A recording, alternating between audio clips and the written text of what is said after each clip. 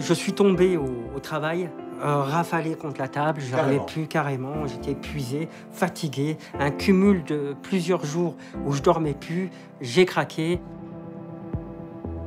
Sous l'œil bienveillant des ministres du Travail qui, depuis plus de 100 ans, occupent le ministère à Paris, est remis le 6e prix du roman de l'entreprise.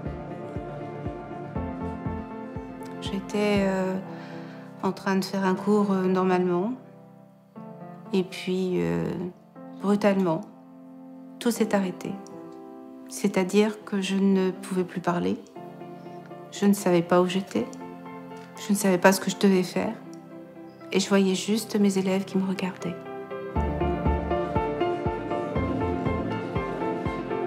Elle m'a trouvé dans la chambre avec le flingue dans la bouche. Voilà, le réflexe de ne pas crier. Parce que tu sais, des fois, quand tu cries, ça, hop. Tu sais, moi, il y a un mois, je voulais mourir, hein, donc... je peux pas te dire maintenant, si tu veux, je peux pas te le dire. Hein, ce que je vais faire plus tard, je peux pas encore. Malgré le talent des auteurs qui souvent abordent la souffrance au travail, malgré leur imagination, la réalité dépasse parfois la fiction. J'ai eu très peur, quoi, quand elle s'est mise à hurler dans le couloir et qu'elle n'en pouvait plus, elle disait qu'elle était nulle, qu'elle ne servait plus à rien, que je voyais... heureusement qu'il n'y avait pas quelque chose pour sauter, elle aurait sauté, je crois. Hein.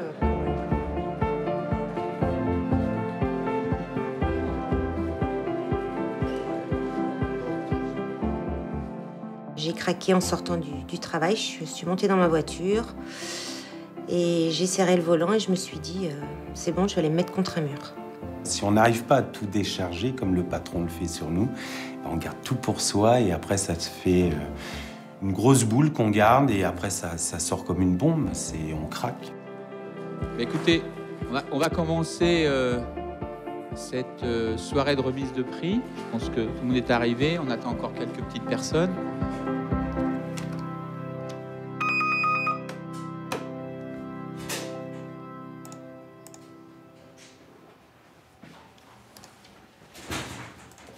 Bonjour monsieur. Bonjour, Jacques Cotta, j'ai rendez-vous avec monsieur Delgen. Je vous accompagne dans son bureau. Merci. Je vous en prie. Je suis. Jean-Claude Delgen dirige la société Technologia. Il a travaillé sur les grosses entreprises qui ont défrayé la chronique. France Télécom, Renault ou encore La Poste par exemple, avec leur succession de suicides. La souffrance au travail, Merci. un marché en vogue. Bonjour. Vous allez bien? Oui, ça va bien. Jean-Claude Delgen, le terme de burn-out, ça vient d'où exactement? Alors le terme de burn-out a été popularisé par Green qui, au début des années 60, a écrit un ouvrage où il relate la vie d'un architecte qui s'est réfugié dans une léproserie au Congo. Et donc l'écrivain fait un parallèle entre le mal qui consume l'architecte de l'intérieur, une fatigue chronique très importante, l'épuisement professionnel, et puis la maladie qui brûle de l'intérieur, la lèpre, des lépreux qui sont laissés pour compte dans des villages, qui sont en surnuméraire de la société, qui sont exclus de la société. Étant amoureux de la langue française, je préfère le terme épuisement professionnel, mais c'est vrai que le terme burn-out aujourd'hui fait sens pour des millions de gens.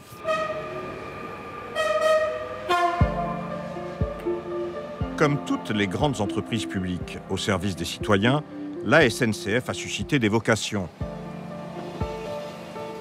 Alors qu'il occupait un emploi fixe dans le privé, c'est dans le rail que Khaled, ouvrier spécialisé, a décidé de se réaliser. Pour moi, la SNCF, c'était une grande fierté. Je me suis retrouvé dans une condition où, réellement, concrètement, je me disais, ça y est, la roue tourne. Et enfin, j'ai l'opportunité d'être cheminot, d'être fonctionnaire ou assimilé. Et de me sentir vraiment, citoyen comme tout le monde. Et d'avoir la chance d'entrer dans une entreprise nationale telle que celle-ci. C'était très, très important. Non pas seulement pour le métier en lui-même, mais pour toute l'histoire de la SNCF, mais en même temps pour le côté éthique et le côté d'être fier d'être français et de servir un petit peu l'État, mais d'une manière autre que de servir d'autres entreprises qui n'appartiennent pas forcément à l'État. Dans quelle situation vous êtes plongé à partir du moment où vous montrez, vous faites vos preuves, et où la direction se sert de vous à la SNCF. Qu'est-ce qui se passe? On me demande de faire la réforme. Alors, c'est quoi cette réforme? Moi, je suis arrivé, j'ai été le premier à être l'agent frein méca. Donc, récupérer les connaissances de l'équipe méca et les connaissances de l'équipe frein et en faire justement une polyvalence. La polyvalence, voilà le terme en vogue dès les années 90. Sous la conduite de l'Union européenne, une vague de déréglementation s'abat. Les gouvernements de droite comme de gauche appliquent les directives. Les métiers et les qualifications des salariés sont remis en question. La SNCF, mais aussi d'autres grandes entreprises publiques sont ainsi visées. Leur capital est ouvert au privé lorsqu'elles ne sont pas simplement privatisées. Comme Khaled, des dizaines de milliers de salariés vont ainsi voir leur vie professionnelle totalement chamboulée. Je suis là, je me retrouve dans une situation où d'un côté, il y a le directeur qui me demande de faire les choses, et de l'autre, les collègues qui justement ne souhaitent pas à ce que cette réforme se fasse. Pourquoi ils ne veulent pas la réforme? Parce que justement, c'est un petit peu leur voler leur savoir-faire. Et en même temps, c'est une humiliation totale. Je veux dire, ils ont une qualification, ils ont une reconnaissance, ils ont un savoir-faire, ils ont un métier, ils ont tout ce qui fait leur personne, leur monde. Je suis l'outil de la direction. Contre les collègues? Contre les collègues. Contre les collègues. Et ça, vous ne vous en rendez pas compte? Sur le moment, non. Non. Alors comment ça réagit, Khaled? Qu'est-ce qui se passe à ce moment-là? Alors, il y a une hostilité manifeste de mes collègues, flagrante, qui devient de plus en plus pesante, progressive avec le temps. Comment ça s'exprime? Ça s'exprime par... on n'a pas envie de vous serrer la main. Le matin, vous venez, lors du briefing, on évite de vous regarder. Ou des fois, il y a des rapports entre eux où ils savent que je suis rentré et on évite de vous regarder. Vous parlez à un collègue, le collègue fait comme si vous n'existiez pas. Ça peut commencer comme ça. Et ensuite, progressivement, c'est des insultes, des surnoms qu'on va vous donner. Après, il y a d'autres collègues qui vont vous citer dans l'enceinte, vous hurler votre nom comme si, vraiment avec une prononciation assez terrible, quoi. Par exemple, mon nom c'est Amoura, on va Amoura dans la galerie où les autres vont ricaner comme des ânes et ça va les amuser. Et du coup, on comprend pas en fait. On se pose réellement, concrètement la question. Mais qu'est-ce qui se passe? Mais qu'est-ce que j'ai fait de mal? Pour s'amuser, on va voler mes clés, mes outils. J'emmène ma caisse, je la pose, je vais intervenir, je reviens, il n'y a plus d'outils. Justement, par la suite, quand je vais devoir réintervenir le lendemain ou quelques jours après et qu'il me manque ces clés-là, je vais les demander. Et on va me reprocher le fait que je n'ai plus mes clés. On va me dire, bah oui, mais tu es responsable de tes outils. Tu dois les avoir. Moi, je ne les prête pas. Il n'y a pas un syndicat qui a été capable d'expliquer à tout le monde qu'en réalité, la réforme était au cœur du problème et que ce n'était pas vous le problème? Dans ces cas-là, je pense que si je me mets à leur place, je pense que le syndicat a tout intérêt de se mettre avec l'ensemble de l'équipe. C'est un cas individuel et en même temps, j'étais un outil de l'employeur, donc c'était tout à moi de prendre. C'était, il y avait une cohésion et donc la cohésion était dans un sens et il fallait pas qu'ils perdent le champ de vision qu'ils avaient, quoi. Arrivé à ce stade-là, vous faites un burn-out. Je tombe dans un burn-out total. C'est-à-dire qu'en fait, ce cumul de pression que j'ai, où on me demande de travailler à l'acharné, et en face de moi, je me retrouve avec des gens qui me mettent des bâtons dans les roues et qui me critiquent, qui m'insultent à longueur de journée. La direction ne vous soutient pas? La direction, non, elle n'a pas trouvé, elle n'a pas jugé utile de me soutenir par rapport à ça. On m'a dit, vous n'êtes pas content, vous avez qu'à aller ailleurs, cassez-vous.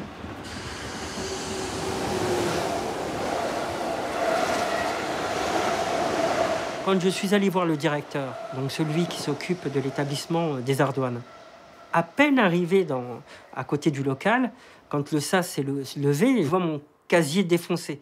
Et à ce moment-là, des jeunes, ceux qui étaient mes collègues, j'ai du mal à prononcer ce mot de collègue, mais quand ils sortent, ils ricanent, mais à pleine bouche. C'est vraiment un truc flagrant, quoi. Et je me retrouve en même temps, en regardant ça et en les voyant, on est vraiment, voilà, quoi, anéanti. Je ressors et là, je recroise donc le directeur avec l'ingénieur méthode qui est là spécifiquement pour la réforme et la réforme. Et là, j'arrive, elle, déçue. J'explique au directeur, j'en peux plus, ça devient, c'est trop, je peux plus. C'est voilà, on vient de me casser mon. Je peux pas rester. Faut couper là.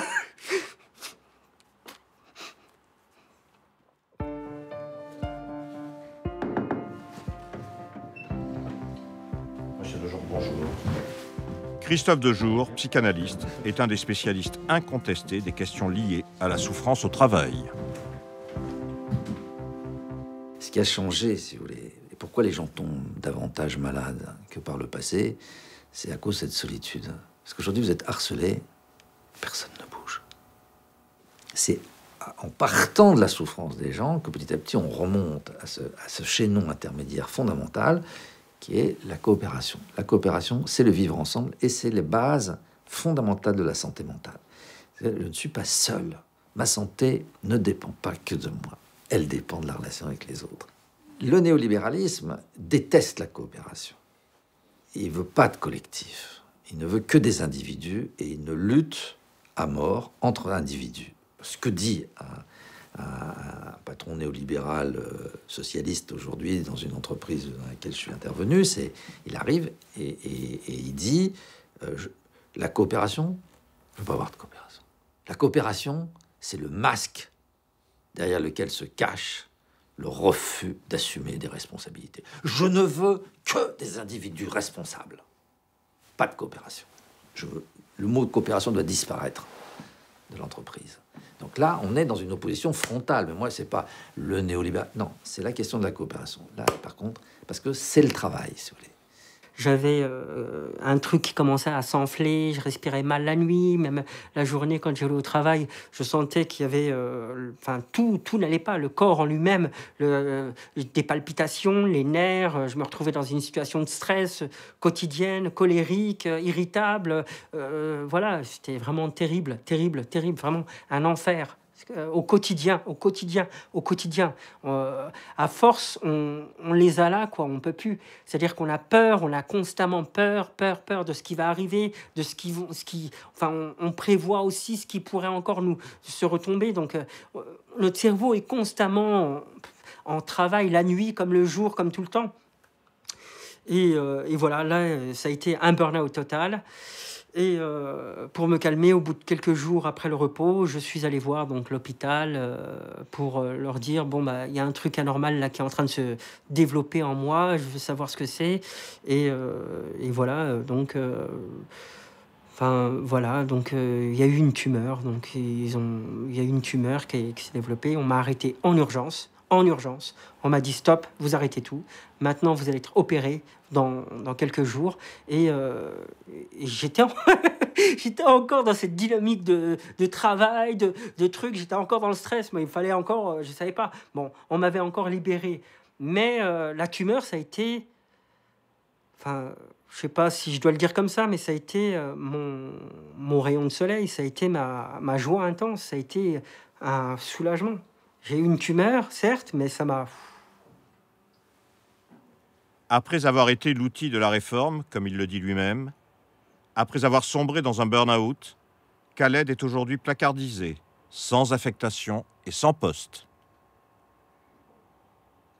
C'est dans Hannah Arendt, Spinoza ou Jean-Jacques Rousseau que cet ouvrier qualifié trouve les ressorts de la résistance et dans le défoulement physique qu'il régénère ses capacités d'endurance.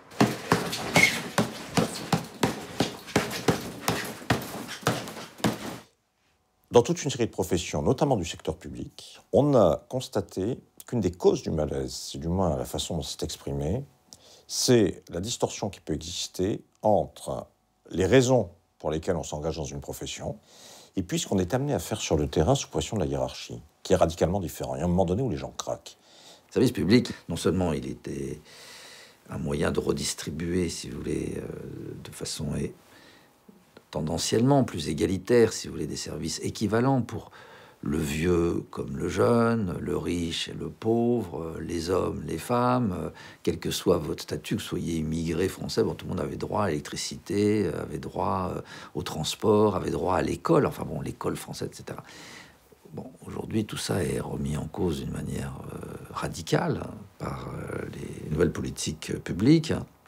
Et donc, il faut faire du chiffre. Et tant pis pour la qualité et tant pis pour les valeurs. Pour les gens qui travaillent dans le service public,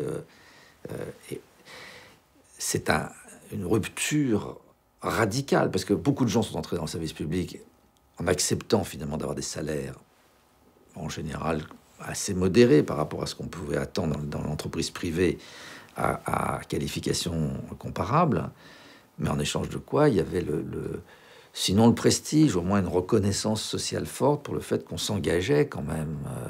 Voilà, le gars qui allait monter les lignes électriques dans la montagne, bah, il les montait dans la montagne, même si c'était un gars qui est perdu là-haut, il avait droit à électricité, chauffage comme les autres. C'est toute une éthique du service public. Et ce qu'on demande aujourd'hui aux gens, c'est de dégrader en réalité la qualité de ce qu'ils font.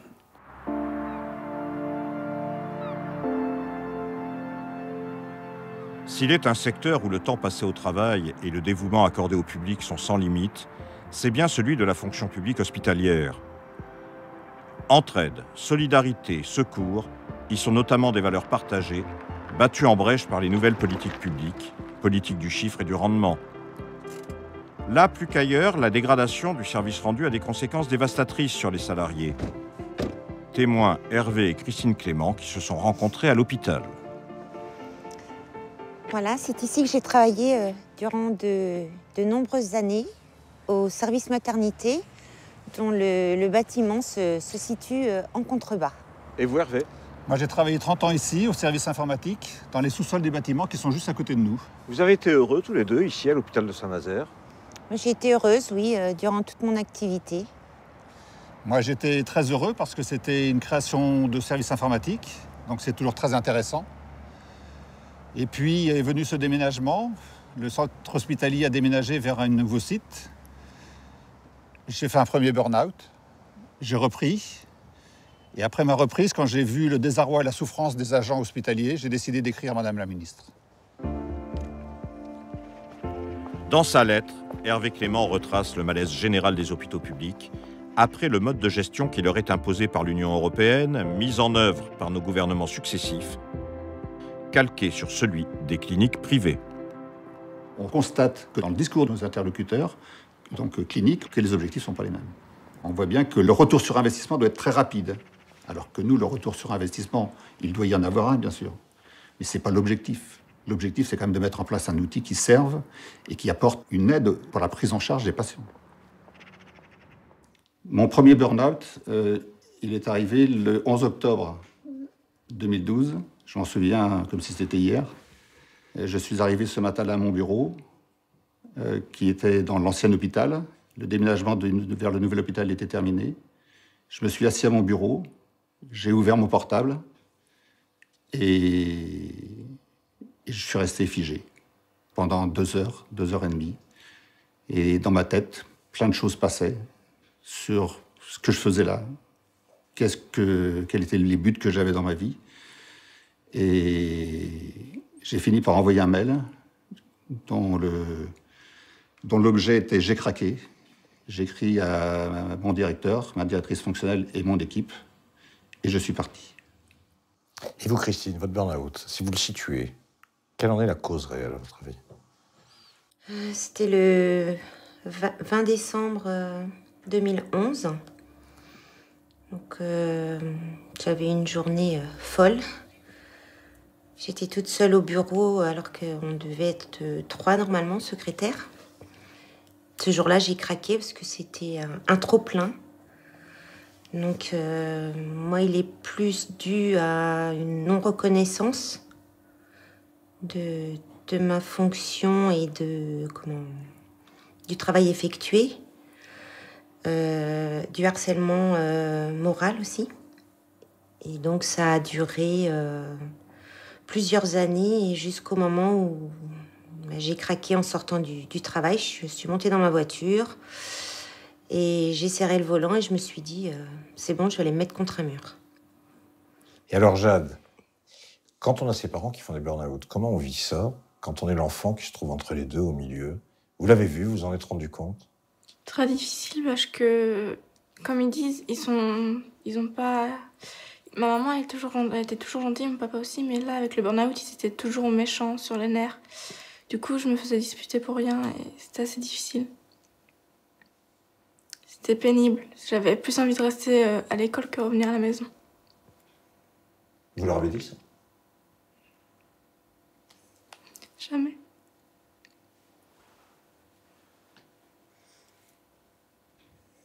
Et c'est une catastrophe familiale, moi je le dis, parce qu'on fait souffrir ses enfants sans même en avoir conscience à un moment donné. C'est-à-dire qu'on est tellement dans le déni, dans la culpabilisation par rapport au travail, hein, j'insiste bien, parce que c'est quand même le travail qui m'a fait tomber, c'est pas autre chose. C'est-à-dire que j'ai pas attrapé un virus, quoique le travail peut être un virus, mais c'est vraiment le fait de travailler et d'aimer ce qu'on fait, de s'investir, qui m'a amené là. Et je me rends compte qu'en fait, eh bien là, ce que Jade vient de dire, j'ai fait du mal, quoi. J'ai fait du mal, et ça, c'est pas acceptable. Justement, Jade, tu dis, j'ai peur de ce que ça peut leur faire. Tu as peur de quoi? Que ça les blesse. Parce que vu qu'ils sont pas bien, j'ai pas envie de les blesser.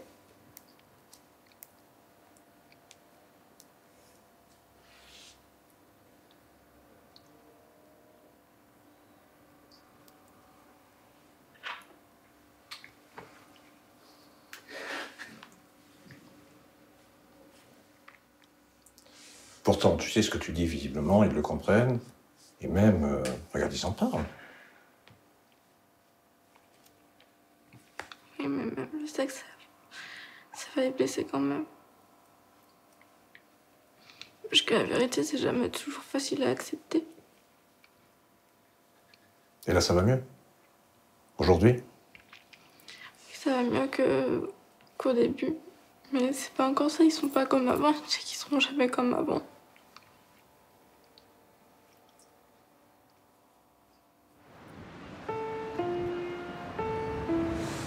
Regarde les mouettes là. Ouais, il y en a deux là-bas. Hop. Voilà, un peu bizarre quand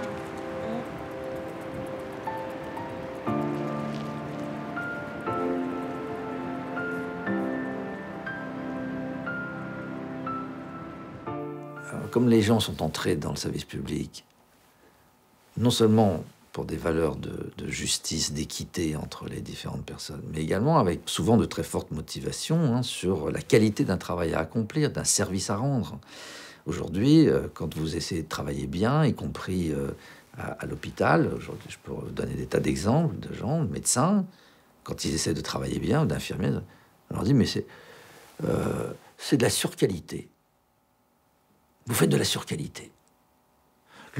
Le public, les malades, les familles n'ont pas besoin des soins. C'est vous qui pensez ça, mais nous, on n'est pas d'accord, et donc c'est pas comme. Et donc vous avez une direction d'hôpital, une direction de service public qui intervient comme ça directement dans la question du soin, alors qu'ils n'ont aucune compétence en matière de soins, aucune compétence pour juger de ce dont une population a besoin, de ce dont les familles ont besoin, en termes de psychiatrie, en termes d'accompagnement, en termes de travail social.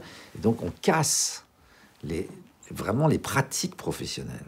Donc, les gens sont amenés, si vous voulez, à faire des choses qui sont en désaccord, non seulement avec les valeurs, mais qui sont en désaccord fondamental avec les règles de métier.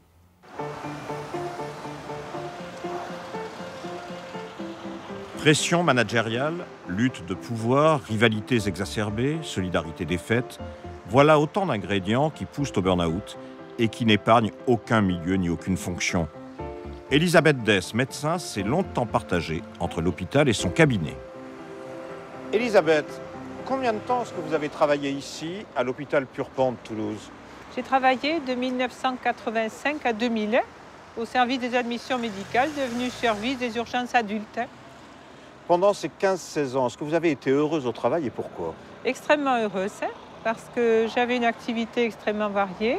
Je continuais à me former. J'étais au contact des soignants occupant des postes très variés. Nous travaillions dans une très bonne ambiance. Est-ce que ça a duré, ce bonheur au travail? Ça a duré jusqu'en 1998, où malheureusement tout a brutalement basculé.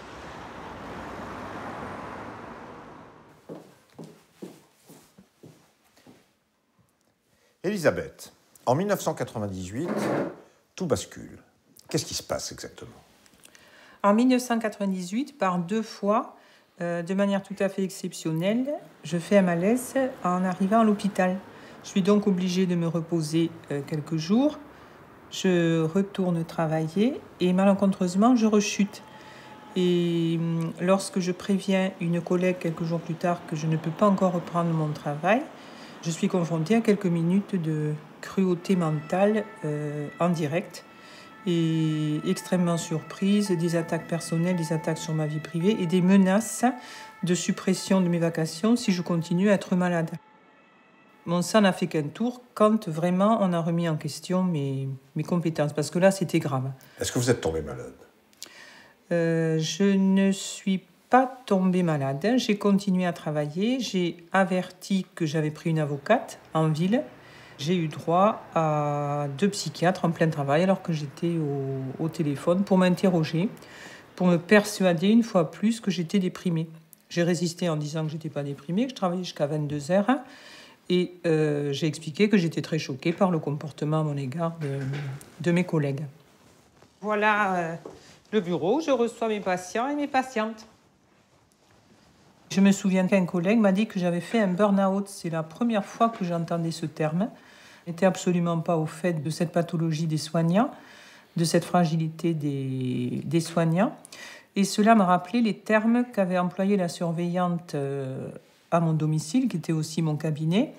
Elle m'avait dit, avant de m'inciter à appeler une psychiatre, que ce n'était pas normal, que je n'ai pas craqué avant.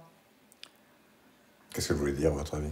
Je pense qu'elle regrettait apparemment que je n'ai pas fait de burn-out avant, ce qui aurait simplifié mon licenciement. Le professeur Christian Vérinck, inventeur du SAMU en France, a côtoyé Elisabeth Dess à l'époque.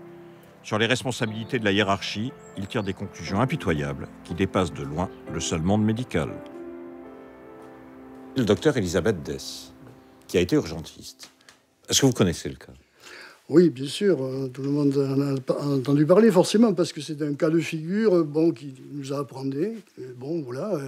Et donc, j'avais l'occasion de la connaître, cette personne.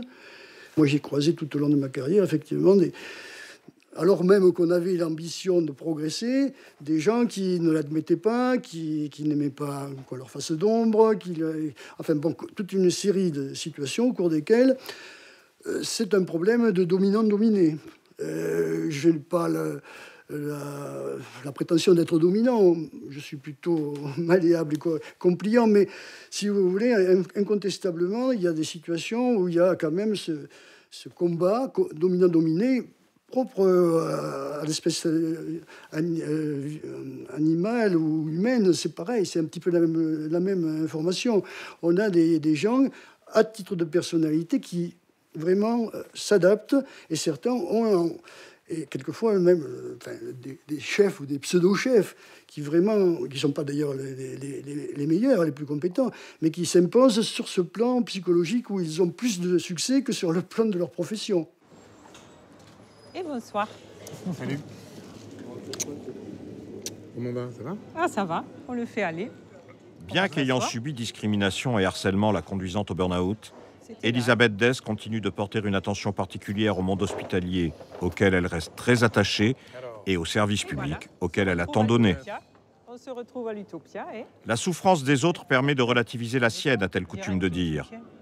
Il m'a fait une magnifique dédicace. Parmi ses contacts, Jacques Giron, médecin reconnu à l'hôpital Purpan de Toulouse. Jacques Giron, le cas d'Elisabeth Dess à l'époque, ce qui lui est arrivé à l'hôpital de Toulouse, est-ce que c'était quelque chose d'exceptionnel ou révélateur de quelque chose de plus important?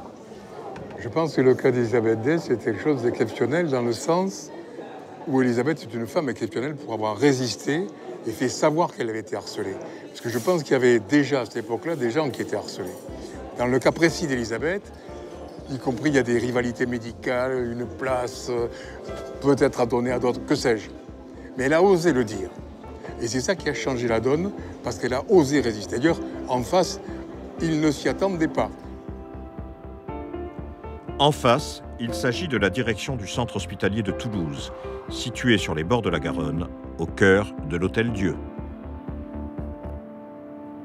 Le problème de harcèlement, moi je dis simplement que c'est très difficile à identifier. C'est tout le problème de la souffrance au travail. On est dans une problématique d'identification dans laquelle se mêlent des questions de stress, des questions de burn-out ou d'épuisement professionnel, des questions de harcèlement moral, des questions de violence. Soit ce qu'on évoquait à l'instant, des questions de violence avec les patients ou de violence à l'intérieur des équipes. Donc on voit qu'il y a tout un tas de thématiques qui se croisent sur cette notion de souffrance au travail et qu'il est parfois difficile de les identifier. Et vous savez bien que quand on a du mal à identifier une thématique, c'est difficile après d'y répondre. Quand on voit par exemple qu'on propose du personnel ce qu'on appelle la polyvalence, qui est une ineptie au point de vue du goût au travail. Je suis polyvalent, c'est-à-dire que je sais tout, je sais rien surtout. On me fait passer d'un bloc opératoire de la hanche à un bloc opératoire de neuro, et je dois dire que je m'adapte. Mais j'ai peur de faire des conneries, de ne pas savoir faire. Des bonnes organisations de travail permettent d'avoir des gens, des agents au bon endroit, au bon moment, motivés, impliqués dans leur travail. Donc c'est une question centrale dans toutes les organisations, mais à l'hôpital de manière particulière. Et c'est vraiment quelque chose sur lequel on travaille en permanence. Et notre direction a osé faire, il y a quelque temps, un séminaire pour les cadres de l'hôpital sur le lean management. Alors bon, avec d'autres, on l'a envahi, ce séminaire, pour essayer de l'empêcher. Le lean management, ça veut dire en bon français, un management par le dégraissage. Donc c'est clair, tout est dit. Et en plus, le vicieux, c'est qu'on demande aux gens d'un service de dire de combien il pourrait se passer de personnel en se fouettant eux-mêmes et en s'autoflagellant. Et autrement dit, allez, dites combien vous pouvez encore prendre et subir. C'est ça le lean management. C'est ce truc-là qui est le moteur et qui crée les burn-out. Je suis assez réservé sur l'idée qu'il y a une relation totale de cause à effet entre les modes de management et la souffrance au travail des individus. Je crois que le problème est beaucoup plus complexe que ça. Et que quand on résume la problématique de la souffrance au travail, ce qu'on voit parfois, à travers cette explication-là, on est un peu pauvre en termes d'explication. Et si on ne fait pas la bonne explication, on ne va pas avoir la bonne réponse, en fait. Et avec 22 000 emplois supprimés jusqu'en 2017, si la Touraine passe, ça veut dire qu'il va y avoir d'autres suicides.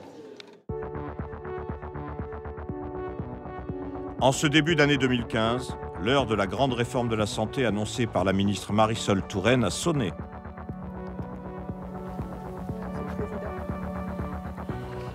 C'est un texte de responsabilité économique. Responsabilité économique, sociale et politique. 22 000 emplois sont supprimés, conséquence des restrictions budgétaires, après les 20 000 rayés d'un trait de plume dans la loi Bachelot du précédent quinquennat. Les lois successives des gouvernements Hollande et Sarkozy inquiètent d'autant plus les personnels en poste qu'elles entraînent surcharge et épuisement professionnel. Vous avez une approche, vous allez dire que je fais de la langue de bois, vous avez une approche un peu mathématique des choses. Bah oui. Moi, je vous dis qu'il faut augmenter le gâteau des recettes. On est aujourd'hui en difficulté avec des cliniques toulousaines qui sont très agressives. C'est peut-être partout pareil, mais nous, elles sont particulièrement agressives. Il faut gagner des parts de marché sur le privé? Eh bien, il faut des patients. Moi, je ne vous parle pas de parts de marché, ça revient, ça. Des patients qui sont partis dans le privé et qu'on veut qu'ils reviennent à l'hôpital public. Et comment vous allez faire les revenir à l'hôpital public mais avec des centaines de postes en moins et des moyens en moins? Ma question, elle reste entière, monsieur. Monsieur Cotta, ce qu'ils mettent en avant, ce n'est pas des problématiques d'effectifs. Toutes les enquêtes, Dominique, vous le direz, toutes les enquêtes, c'est des histoires de téléphone, de qualité hôtelière, de on ne m'a pas donné l'information, de mon médecin traitant n'est pas au courant de que j'étais hospitalier. Voilà, c'est ça. Et vous pensez qu'avec des moyens en moins et des centaines de postes en moins, ça va s'arranger? Mais pourquoi on ne le fait pas aujourd'hui, alors qu'on a encore les moyens? Ah ben ça, c'est une autre affaire. Vous voyez? Non mais attendez, ça c'est votre problème actuel, je suis d'accord. Moi, je me place dans l'avenir avec la loi Touraine qui arrive.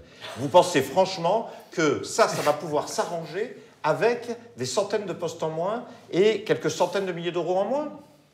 Alors qu'en effet, comme vous le dites vous-même, vous n'êtes pas capable de le faire aujourd'hui? On n'est pas, mais on pourrait le faire, c'est ça qui nous... Oui, mais vous ne le faites pas. Expliquez-moi comment vous allez le faire avec des centaines de postes en moins et des centaines de milliers d'euros en moins. Comment vous allez faire? Cette dégradation, il faut bien reconnaître que nos gouvernements et nos politiques publiques ne sont pas contre. C'est la vision générale des politiques publiques de Sarkozy, la RGPP, mais aujourd'hui, le New Public Management, ils sont pas du tout hostiles à une dégradation du service public. Ils pensent que, voilà, l'État-providence, c'est terminé. Et puis, c'est vrai qu'il y aura plus d'injustice, plus d'inégalités, mais c'est comme ça. Ils sont néolibéraux, tous.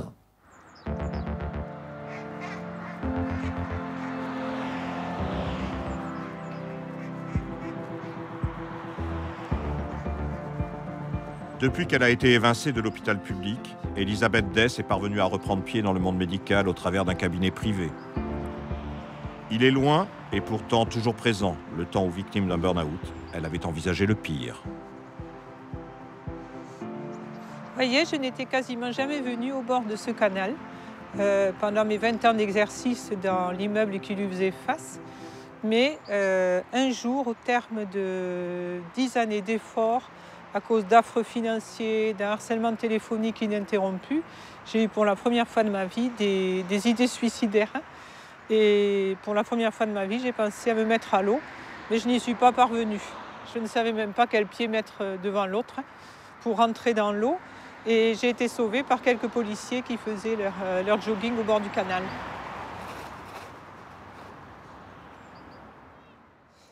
Les différentes étapes du burn-out, est-ce que l'on peut dire que ce sont les meilleures qui tombent?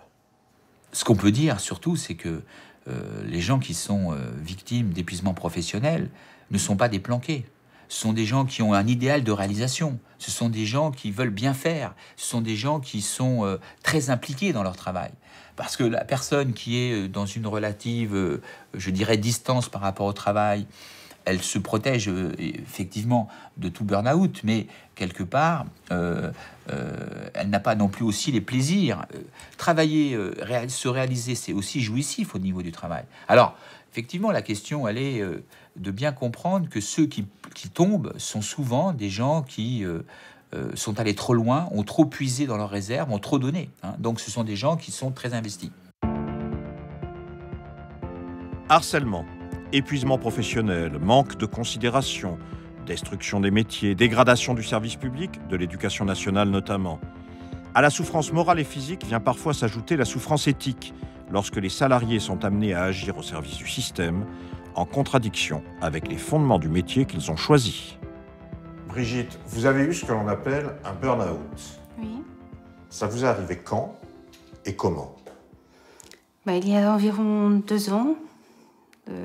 Ça m'est arrivé en plein cours, pendant un cours de français, avec des élèves de 6e.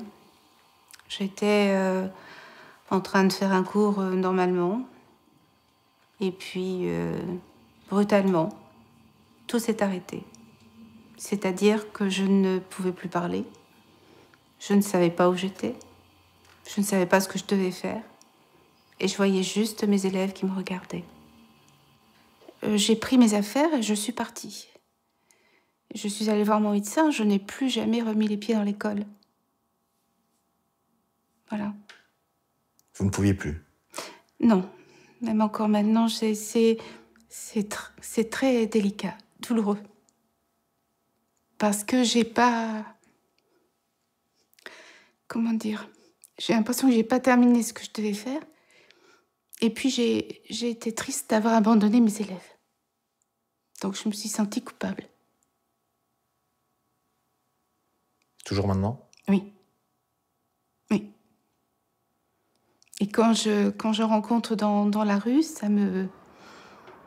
Je suis contente de les voir et puis je rentre à la maison, je pleure parce que j'ai pas été à la hauteur.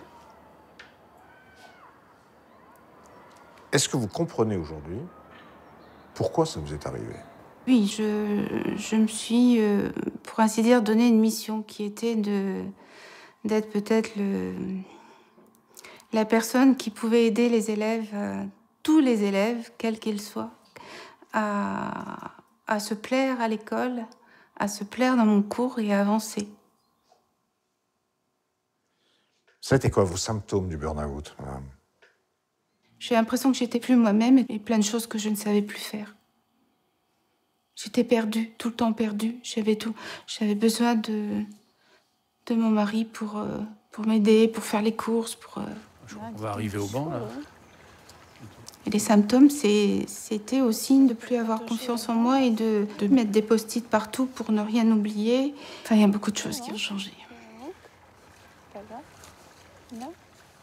Est-ce que vous avez le sentiment que l'éducation nationale a été à la hauteur?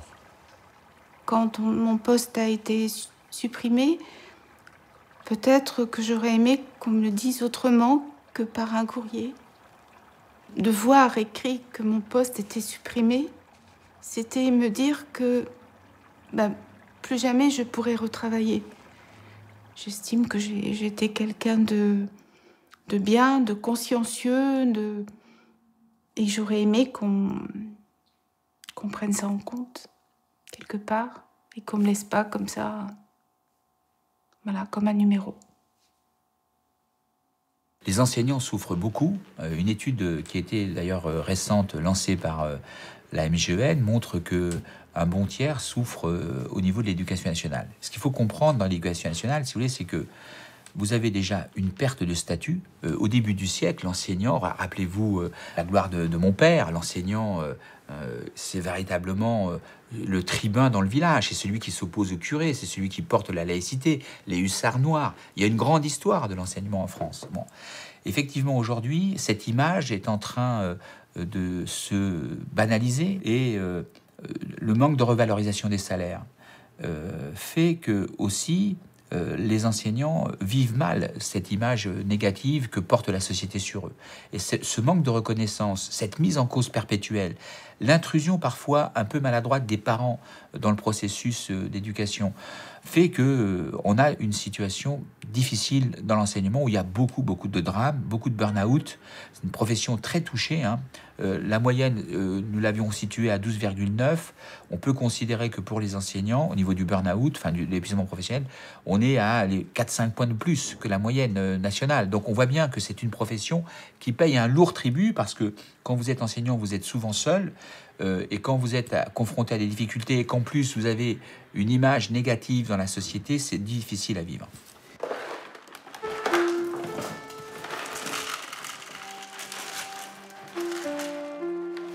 Doucement. Voilà. Viens mon loulou. Voilà. Alors bon, ils m'apportent pas forcément le même amour que les... Comment dire, que les lapins ou que les furets, mais voilà, je les aime.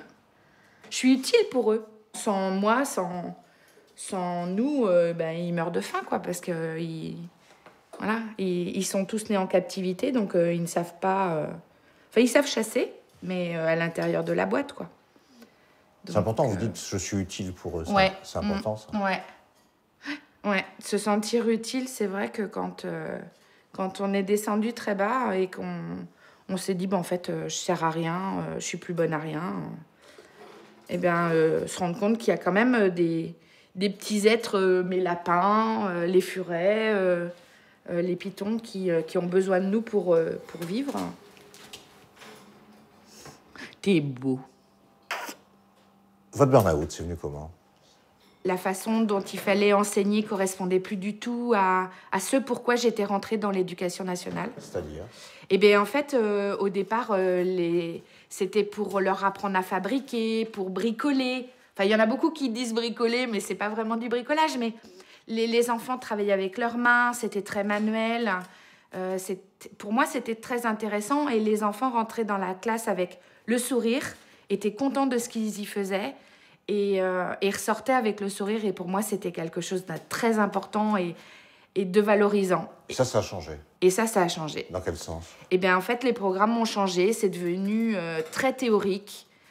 Tout était sur papier. Et en fait, les dernières années, j'entendais plus que mais ça sert à quoi la technologie? On n'y fait plus rien, on fabrique plus, on passe notre temps à écrire ou sur les ordinateurs. Et en fait, voilà, ils savaient plus pourquoi ils étaient là. Et moi, je savais plus ce que j'enseignais et pourquoi j'enseignais. Et vous avez craqué. Et moi, j'ai craqué. Mais j'ai mis longtemps avant de craquer. J'ai commencé à avoir les premiers symptômes 6 ou 7 ans avant de vraiment... C'est quoi les symptômes? Malade. J'ai déclaré une fibromyalgie. Les veilles de reprise de vacances, j'étais malade, des nausées, maux de ventre, migraines, et puis cette angoisse de retourner à l'école, quoi. Nathan, si vous aviez un vœu à formuler, quel serait ce vœu? Quel serait votre vœu le plus cher? Mon vœu le plus cher serait de voir ma mère de nouveau bien. Ça a touché tout le monde autour de nous. Ma mère a fait sa dépression due à son burn-out, à différents d'autres problèmes. Mais mon vœu le plus cher, ce serait vraiment de la voir sourire de nouveau. Nathan! Oui? Nathan, viens là, s'il te plaît. T'as donné à manger au lapin? Je vais avoir 18 ans, je vais bientôt être majeur, j'ai besoin de ma mère. Je vis avec elle le week-end, je suis interne. Et ça me permettrait d'aller plus loin, de pouvoir atteindre mes objectifs. Et voir ma mère aller mieux, ce serait vraiment mon vœu le plus cher. Inouk, viens là. Regarde. Viens. Tiens, mon cœur. T'en veux? T'en veux pas? Ma maman n'a pas compris au départ parce que ma maman a aussi, pour d'autres raisons, vécu une dépression et m'a répondu la première fois mais faut que tu ailles travailler. Moi, c'est comme ça que je m'en suis sortie. Et je lui ai répondu non, mais maman, t'as pas compris. Moi, c'est le travail qui me rend comme ça. C'est aller travailler, c'est m'enfoncer un peu plus. Donc, elle a fini par comprendre. Par contre, mon papa, j'adore mon papa. Mais il aime pas trop les fonctionnaires. Comment veux-tu être malade en travaillant 18 heures par semaine? Vous ne faisiez que 18 heures? Non, oh là là, 18 heures en classe. Mais 18 heures en classe, ça fait du 40 heures de travail, même plus, parce qu'en technologie, on n'a pas de livre. On n'a pas de support comme les collègues de mathématiques ou de français peuvent avoir. Et donc, on fabrique tous nos documents. Donc, c'est des heures et des heures de travail, de préparation, de montage de cours. Après, il y a moins de corrections, effectivement, mais bon, voilà. Et puis, les conseils de classe, et puis les réunions parents-prof. Vous vous sentiez dévalorisé en tant que prof? Ouais, complètement. J'ai l'exemple d'un élève. Un jour, on était en salle multimédia et donc, comme j'avais quelque chose à leur expliquer à tous, pour éviter de crier, on met les casques et puis je parle dans les casques et j'entends un élève dire « Oh, qu'est-ce qu'elle me fait, cette pétasse !» Et donc, j'arrête, je savais qui c'était, je me fâche.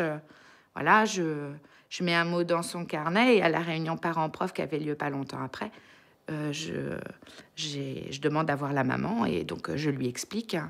Et la maman regardait son fils en lui disant « Je t'avais déjà dit que t'as le droit de le penser, mais faut pas le dire quand même. Hein. » Et là, je suis restée comme de ronde flanc, comme on dit. Je me suis sentie obligée d'écrire un courrier à mes élèves pour leur expliquer que ce n'était pas de ma faute, que c'était indépendant de ma volonté, mais qu'il fallait que je les abandonnais pas, mais que je pouvais pas faire autrement que d'être partie et de ne pas revenir. C'est étrange parce que même quand vous en parlez maintenant, alors que vous dites que c'est terminé, vous êtes ému. Ouais, parce que c'est dur, parce que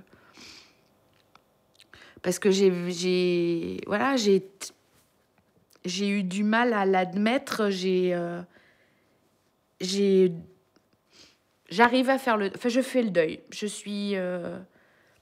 suis en train de faire le deuil de ma profession, on va dire. Mais oui, je suis pas guérie encore, hein. Loin de là. Hein. Je suis sur le chemin de la guérison, on va dire. Mais je le suis pas encore vraiment. Il est d'accord, Nathan? Ouais, je suis bien d'accord. Rentabilité, surexploitation, surmenage, priorité donnée aux dividendes pour les actionnaires. Florence a craqué le jour où elle a réalisé que ses conditions de travail menaçaient les enfants dont elle avait la charge. Florence fait la cantine, s'occupe de la surveillance en récréation, aide une maîtresse dans sa classe, accueille les enfants, n'oublie pas de passer le balai. Bref, Florence occupe 3 fonctions en une, jusqu'au jour où elle craque. Monsieur Géraud, comment est-ce que vous avez vécu le malaise au travail et la maladie due au travail de votre femme? C'était pas simple, c'est des périodes difficiles.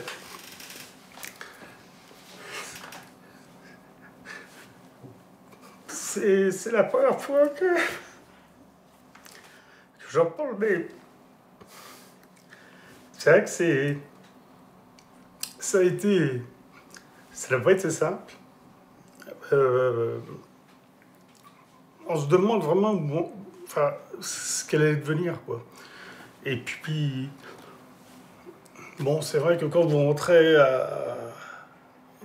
pour midi, pour déjeuner, pour être avec elle, elle était couchée, quoi. Elle était complètement, elle a des horaires complètement décalés.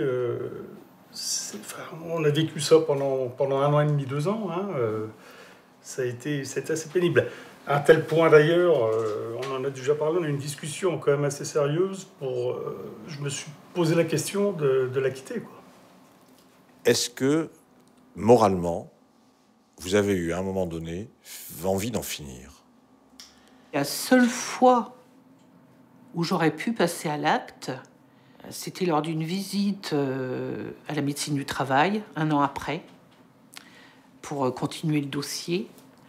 Et ce jour-là, elle m'a annoncé que l'école, c'était fini.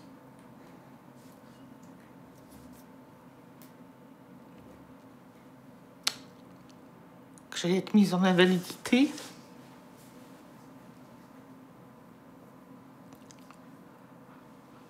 Alors en même temps, c'est un soulagement, parce que vous dites,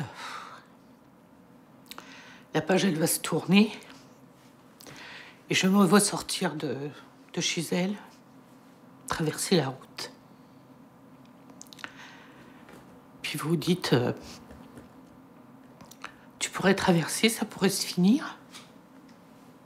Il suffit d'attendre un camion, une voiture. Et puis j'ai pensé à mon mari, à mes filles.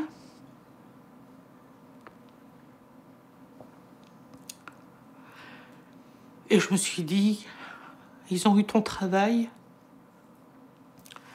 ils ont eu ta santé, tu leur laisseras pas ta vie.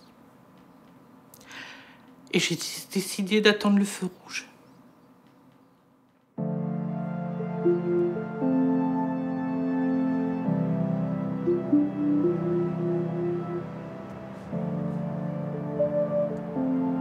Les victimes de burn-out sont souvent seules, isolées, sans aide. Une structure existe pourtant dont l'histoire est exemplaire, remettant au centre les valeurs d'entraide et de solidarité. Au lendemain de la Seconde Guerre, au sortir du Conseil national de la Résistance, les compagnies républicaines de sécurité, les CRS, décident de verser une part de leur salaire pour acquérir des hectares sur lesquels aujourd'hui se trouve un centre médical qui accueille majoritairement des policiers dans la détresse. Billy, lui-même CRS en détachement, occupe la fonction de policier assistant médico-social. Il est l'oreille, mais aussi le cœur de cet endroit. Assieds-toi, je t'en prie. Je te remercie.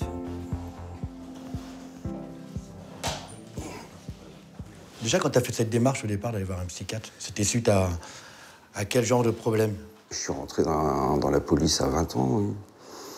Il y a 20 ans, en région parisienne, il y avait, je sais pas toi si tu te souviens, mais c'était pas la même ambiance quoi, dans les services. C'était pas la même police non plus. C'était pas la même police, c'était pas la même ambiance. Le changement, je l'ai vu, ouais, effectivement. J'ai à un moment, il y a une petite... vraiment, par rapport au boulot et à la hiérarchie, si tu veux, je pense que les patrons ont changé aussi, quoi, quelque part, tu vois. C'est plus comment on pourrait dire ça, des hommes d'affaires, peut-être, quelque part. Hein. Ça ressemble plus au privé, c'est-à-dire qu'on on va demander du résultat. On est plus là-dessus, tu vois, et puis donc on se sent quand même moins soutenu quelque part. C'est ce résultat qui est demandé. Donc c'est évidemment, il y a toute la chaîne hiérarchique. Donc ça va être demandé à l'adjoint du patron, hein, qui va demander aux officiers, qui vont demander. Donc il y a toute une pression qui se fait entre les deux. Et puis après, c'est subjectif, hein, parce qu'il y en a qui le font très bien. Il y a des gradés qui arrivent très bien à manager leurs équipes, et puis l'ambiance reste très bonne. Puis il y en a d'autres qui font du commandement casque à pointe.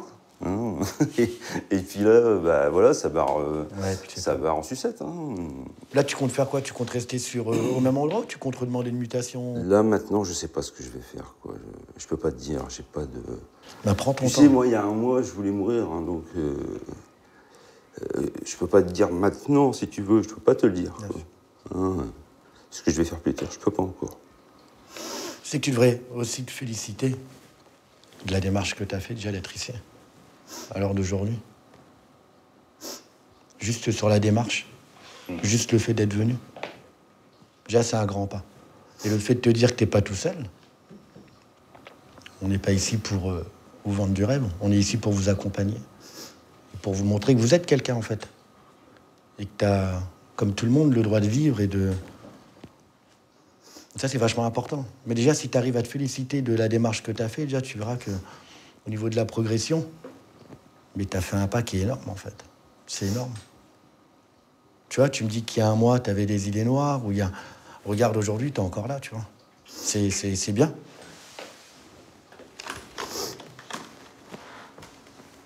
Et ça va le faire. Et puis, tu es encore... Non, mais t'excuses pas. T'excuses pas. Surtout, t'excuses pas. Et puis, c'est que t'avais besoin.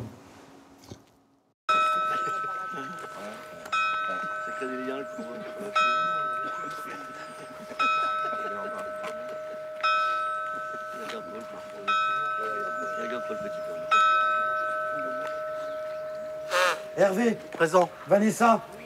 Dominique. Présent. Eric. Présent. 4 fois par jour, Billy fait l'appel. Angélique. Oui. Younes. Présent. Sébastien. Dans ce cadre idyllique, la discipline est de rigueur. Rien n'est laissé au hasard. Nicolas. Hervé. Présent.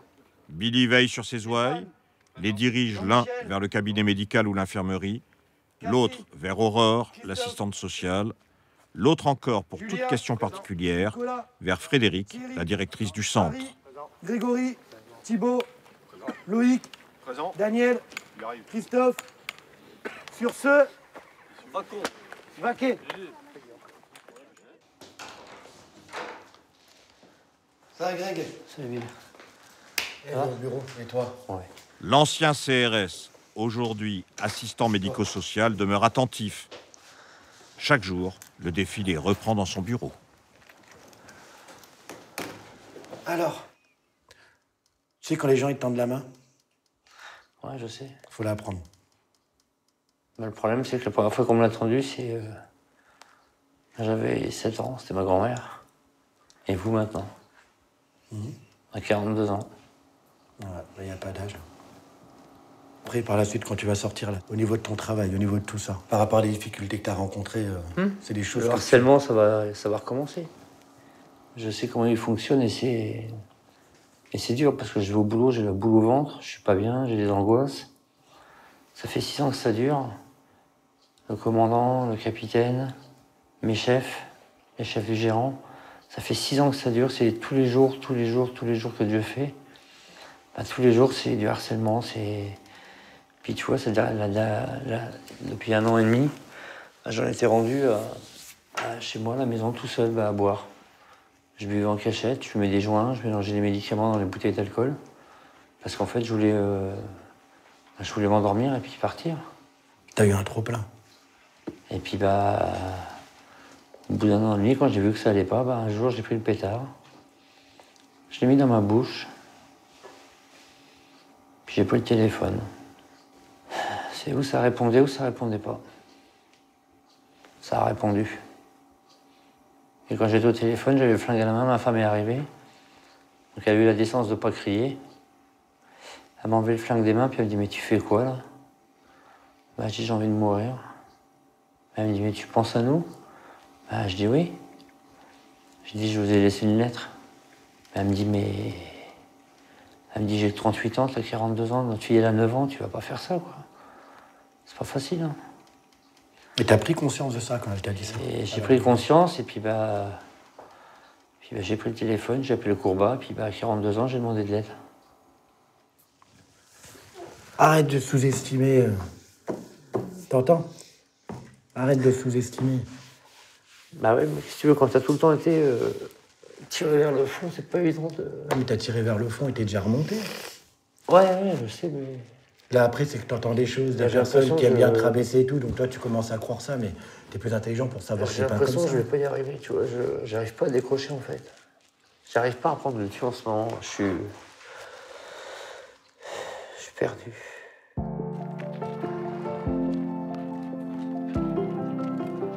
Sport, piscine, activités multiples et variées, équithérapie ou même canard-thérapie. Dans une totale liberté bien encadrée, tout est en place au Courbat pour tenter de vaincre le burn-out. D'où vient la décoration de votre bureau, Billy? Donc ce tableau, c'est un tableau qui a été fait à l'atelier de création. Il y a beaucoup de patients qui se sont mis dessus. Tout le monde a mis sa petite touche personnelle. Donc c'est un tableau, on va dire, pour moi, qui représente un condensé de la société. Donc là, admettons, il y a marqué fuck, ici liberté, justice, amitié, plaisir, maltraitance, romantique. Donc c'est un peu un mélange de tout, la Renaissance. Des policiers, mais aussi d'autres professions occupent aujourd'hui les places du Courbat lorsqu'elles sont libérées. Les différents stades de l'épuisement professionnel se ressemblent et se côtoient. Ça, c'est un collègue CRS, Compagnie républicaine de sécurité, qui est venu en post-cure, qui est sorti de mon bureau après un entretien individuel et qui m'a dit je te remettrai... Addiction à l'alcool ou aux médicaments, à la drogue parfois, stress ou léthargie, décomposition morale ou physique, toutes les manifestations du burn-out ont cours dans le bureau de Billy. Alors il y en a un qui est un peu plus artistique et qui représente beaucoup pour moi. Donc ce tableau a été fait par un collègue policier aussi, qui m'a été remis à sa sortie. Et c'est un collègue qu'on a perdu qui s'est suicidé. Donc j'ai beaucoup d'émotions quand je regarde ce tableau, et c'est un tableau que je laisserai tout le temps dans mon bureau. C'est au tour de Christophe d'attendre. Christophe, chef d'entreprise qui a fait ses armes comme commercial et qui a sombré au fil du temps dans un burn-out à répétition. Ah, salut Billy. Bon, tu vas, Christophe? Ça va, ça va. Ouais. Avec moi. Vas-y, assis-toi.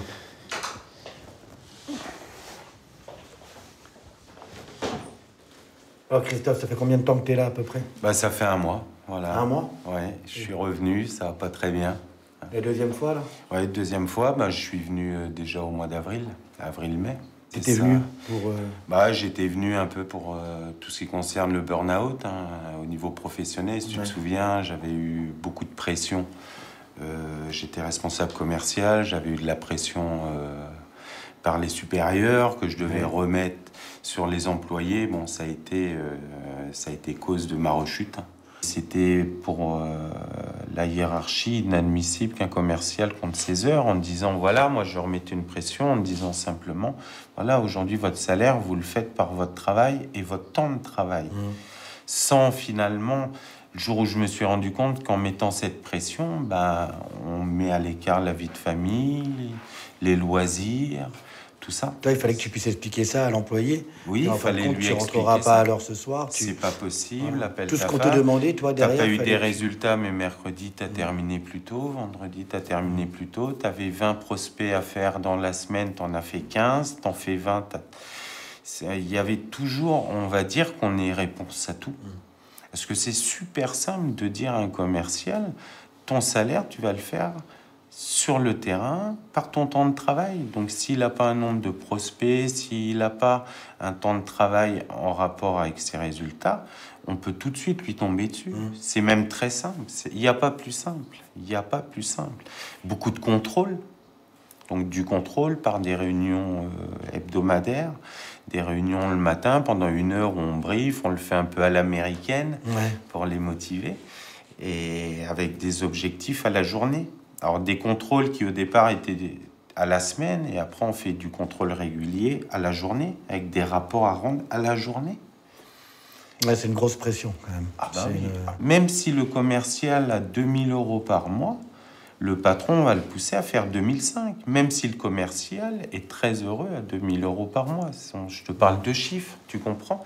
On ne s'arrête pas. S'il donne 2005, on voudra 3 000. S'il donne 3 000, oui, on tu voudra verras qu'avec 4 000. le rendement, il y aura plus. Donc toi-même, tu te fatigueras pour avoir plus. Pas toujours, nous on se fatigue derrière, parce que nous on a une charge de travail qui est élevée, et on demande de l'autre côté une charge de travail aussi élevée. T'as plus de vie. Ça va les premières années, on est jeune, on est motivé, puis il y a un moment, on se dit que c'est trop lourd, c'est trop dur. Ouais. Ouais, C'est ce que j'ai fait, et je suis venu te revoir. Bah, t'as bien fait de revenir. Ouais. T'as bien fait, t'es revenu au bon moment. Oui, je pense. Voilà. Après, faut pas trop attendre. Non, tu me l'avais dit la première fois. Voilà. Ça marche, Christophe? Merci.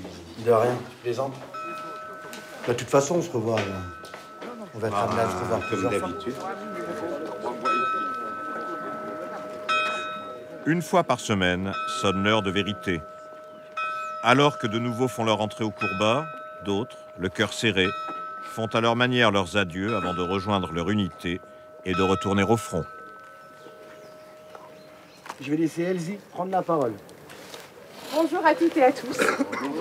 Vendredi, jour de l'atelier d'écriture. Donc, comme d'habitude, à l'issue de l'appel, venez me voir pour que je vous répartisse en fonction des groupes du matin et de l'après-midi. Et j'aimerais aussi voir, si possible, Loïc et Vanessa également. Voilà, je vous souhaite une très belle matinée et je vais laisser maintenant la parole aux sortants. Tu viens, Dominique? C'est vrai qu'ici, le mot solidarité a un sens. C'est vrai qu'on l'a entendu beaucoup ces derniers temps, à toutes les sauces. Bah, je vous dis bonne chance. Moi, j'ai gagné une bataille. La vraie vie, on va l'affronter à partir d'aujourd'hui. Le vrai combat commence maintenant. Bonne chance à vous.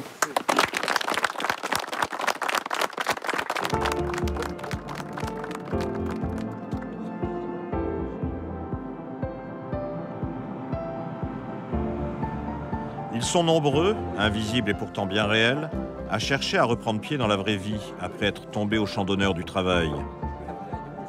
Jean-Claude Delgen fait des milliers de kilomètres dans toute la France pour aller à leur rencontre.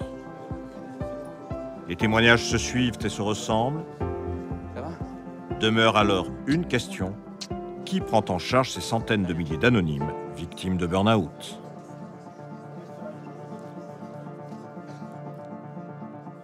Vous menez une bataille pour la reconnaissance du burn-out comme maladie professionnelle. Quel est l'enjeu ? Quand vous êtes reconnu, vous avez le maintien des rémunérations variables, vous avez la prise en charge de vos frais médicaux, vous pouvez même avoir une rente. Vous voyez ? Là, vous n'avez rien de tout cela. Il devrait y avoir une reconnaissance au titre des maladies professionnelles pour faire en sorte que cette pathologie du surinvestissement soit prise en charge par la branche accident du travail, maladie professionnelle, financée par les entreprises, et non pas par le régime général, c'est-à-dire vous et moi. Et donc, cette possibilité-là, aujourd'hui, elle est fermée. Pourquoi ? Parce que les employeurs, bien entendu, s'y opposent. Pourquoi ? Parce qu'il y a des milliards en jeu.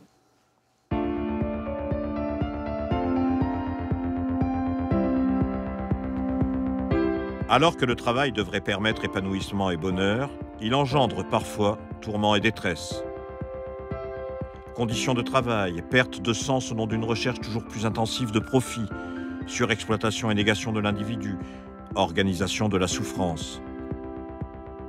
Mais est-ce le travail qui est responsable ou bien plutôt les choix politiques, économiques et sociaux qui dominent et asservissent l'individu au détriment de l'intérêt général ?